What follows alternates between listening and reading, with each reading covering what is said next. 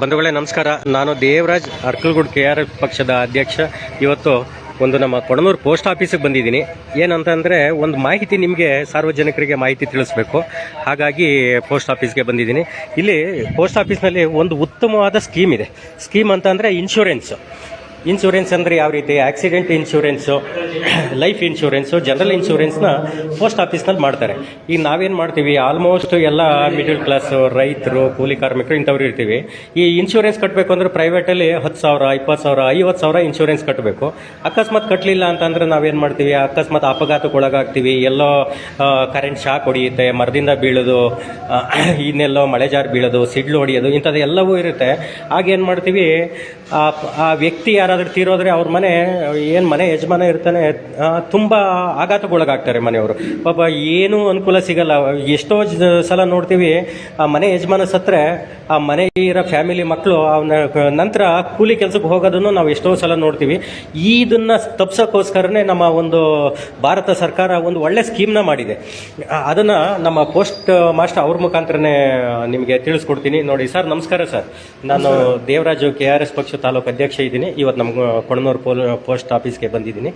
ನಾನು ಮೊನ್ನೆ ಮೊಬೈಲ್ನಲ್ಲಿ ಸರ್ಚ್ ಮಾಡುವಾಗ ಒಂದು ಇನ್ಶೂರೆನ್ಸ್ ಮಾಡಿಸ್ಬೇಕು ಅಂತ ನನಗೆ ಅನ್ನಿಸ್ತು. ನಾನು ಎಲ್ಲ ಸರ್ಚ್ ಮಾಡುವಾಗ ಪೋಸ್ಟ್ ಆಫೀಸ್ನಲ್ಲೇ ಒಳ್ಳೆ ಸ್ಕೀಮ್ ಇದೆ. 800 ರೂಪಾಯಿಗೆ 15 ಲಕ್ಷ ಕ್ಲೈಮ್ ತಗೋಬಹುದು.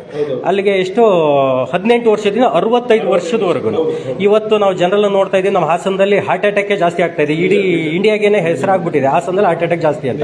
ಇಂಥ ಟೈಮ್ನಲ್ಲಿ ನೀವು ಇದು ನಿಮ್ಮ ಏನು 799 800 ರೂಪೀಸ್ ಸ್ಕೀಮ್ ಇದೆ. ಯಾರಿಗೆ 2-3 ತರ ಇದೆ ಸರ್, ಹೇಳಿ ಸರ್. ಇದರಲ್ಲಿ 599 ರೂಪಾಯಿದು ಇದೆ, 799 ರೂಪಾಯಿದು ಇದೆ. 599 ರೂಪಾಯಿಗೆ 10 ಲಕ್ಷ ತನಕ ವಿಮಾ ಮೊತ್ತ, 799 ರೂಪಾಯಿಗೆ 15 ಲಕ್ಷ ರೂಪಾಯಿ ವಿಮಾ ಮೊತ್ತ, 5 ಲಕ್ಷದ ವಿಮಾ ಮೊತ್ತ.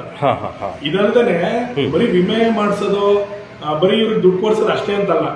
ನಮ್ಮ ಡಿಪಾರ್ಟ್ಮೆಂಟ್ ಅಲ್ಲಿ ಈಗ IPBP ಅಂದ್ರೆ ಇಂಡಿಯನ್ ಪೋಸ್ಟ್ ಪೇಮೆಂಟ್ ಬ್ಯಾಂಕ್ ಅನ್ನೋ ವ್ಯವಸ್ಥೆನಲ್ಲಿ ಪ್ರತಿಯೊಬ್ರು ಅವ್ರು ಇರೋಂತ ಜಾಗದಲ್ಲಿ ಅವರ ತಮ್ ಇಂಪ್ರೆಷನ್ ಏನಂತಾರೆ ಬೆರಳಚ್ಚಿ ಕೊಟ್ಟು ಇನ್ಸೂರೆನ್ಸ್ ಮಾಡ್ಕೋಬಹುದು.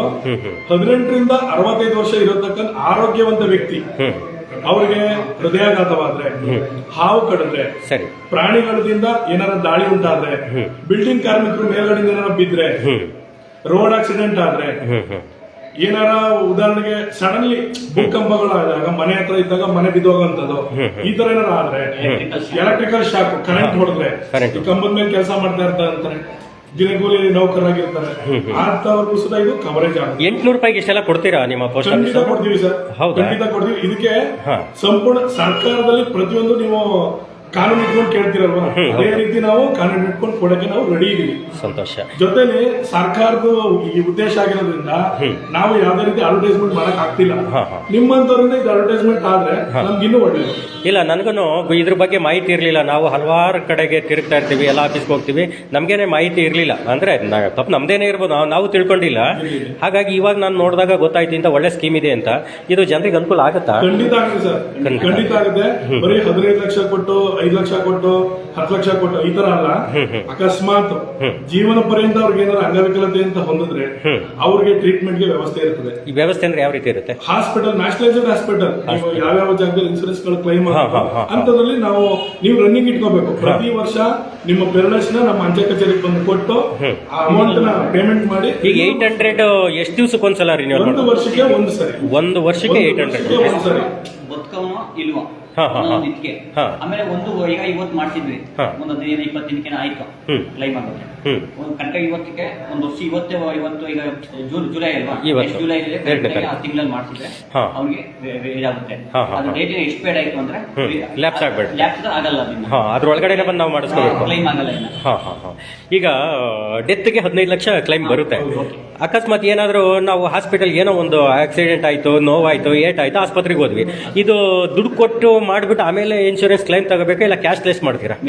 ಮೆಡಿಕಲ್ ಕ್ಲೈಮ್ ಅಂತ ಇರುತ್ತಲ್ಲ ಸರ್, ಆ ವ್ಯವಸ್ಥೆ ಇರುತ್ತದೆ ಇದರಲ್ಲಿ. ಜೊತೆಲಿ ನೀವೇನ್ ಮಾಡ್ಬೇಕು ಅಂತಂದ್ರೆ ಅದು ಪ್ರೆಸೆಂಟ್ಲಿ ರನ್ನಿಂಗ್ ಇಟ್ಕೊಂಡಿದಾರ, ರನ್ನಿಂಗ್ ಇರುತ್ತೆ, ಚೆಕ್ ಮಾಡ್ಕೊಂಡು ಮುಂಚಿತವಾಗಿ ಅದು ಅಪ್ರೂವ್ ಮಾಡಿಸ್ಕೊಂಡು ಹಾಸ್ಪಿಟಲ್ ಅಡ್ಮಿಟ್ ಆಗ್ಬೇಕು. ಇಲ್ಲ ಸಡನ್ಲಿ ಏನೋ ಅನಾಹುತ ಆಗೋಯ್ತು ಅಂತ Sudden ಆಗಿ ಆಸ್ಪತ್ರೆಗೆ ಆ ಹೋಗ್ಬೇಕು. ಜವಾಬ್ದಾರಿ ಇರುವಂತಕ್ಕಂಥ ವ್ಯಕ್ತಿಗಳು ಚೆಕ್ ಮಾಡಿಸ್ಬೇಕು ಅಂಚೆ ಕಚೇರಿಗೆ ಬಂದು ಇವ್ರದ್ದೇನಾದ್ರು ಕ್ಲೈಮ್ ಇದೆಯಾ, ಇವ್ರ ಕಾರ್ಡ್ ರನ್ನಿಂಗ್ ಇದೆಯಾ, ಇವೆಲ್ಲ ಚೆಕ್ ಮಾಡಬೇಕು. ಅಲ್ಲ ನಾನು ಕೇಳೋದು ದುಡ್ಡು ಕಟ್ಟಿ ಏನು ಕ್ಲೈಮ್ ತಗೋಬೇಕಾಗಿಲ್ಲ, ಅಲ್ಲೇ ಕ್ಯಾಶ್ಲೆಸ್ ದುಡ್ಡೇ ಬೇಕಾಗಿಲ್ಲ. ಇನ್ಶೂರೆನ್ಸ್ ಕರೆಕ್ಟ್ ರನ್ನಿಂಗ್ ಇದ್ರೆ, ಹಾಸ್ಪಿಟಲ್ ಇನ್ಶೂರೆನ್ಸ್ ಫೆಸಿಲಿಟಿ ಇದ್ರೆ ನಾವೇನು ದುಡ್ಡು ಕಟ್ಟೋದೇ ಬೇಕಾಗಿಲ್ಲ, 2 ಲಕ್ಷದವರೆಗೂ ಟ್ರೀಟ್ಮೆಂಟ್ ಮಾಡ್ತಾರೆ. ಬಹಳ ಸಂತೋಷ ಸರ್. ಅದು ಬಿಟ್ರೆ ಬೇರೆ ಇನ್ನೇನು ಬೇರೆ ಸರ್ ನಾನು ಹೇಳೋಂಥದ್ದು ಶಿಕ್ಷಣ ವ್ಯವಸ್ಥೆ. ಈಗ ಉದಾಹರಣೆಗೆ ಮರಣ ಹೊಂದಿದ್ರೆ ಅದರಲ್ಲಿ ಪ್ರತಿಯೊಂದನ್ನು ಹೇಳಿ ಚಾಟ್ ಹೇಳ್ತೀನಿ. ಅಪಘಾತ ಸಾವು ಸಂಪೂರ್ಣ ವಿಮೆ 15 ಲಕ್ಷ. ಸರಿ. ಯಾರಿಗೆ ನಾಮಿನಿ ಆಸ್ಪತ್ರೆ ನಗದು ನೀವು ಯಾರಿಗೆ ನಾಮಿನಿ ಕೊಟ್ಟಿದ್ದೀರಾ ಹೋಯ್ತಲ್ಲ ಅದಕ್ಕೆ 10 ದಿನದೊಳಗೆ ದಿನಕ್ಕೆ 1,000. ದಿನಕ್ಕೊಂದು ಸಾವಿರ. ಆಕಸ್ಮಿಕ ಹೋಯ್ತಾರಲ್ಲ ಅದಕ್ಕೆ 1,000. ಒಳಗಿನ ವೆಚ್ಚ, ಒಳ ರೋಗಿನ ವೆಚ್ಚ 50,000 ಕವರೇಜ್ ಆಗುತ್ತೆ.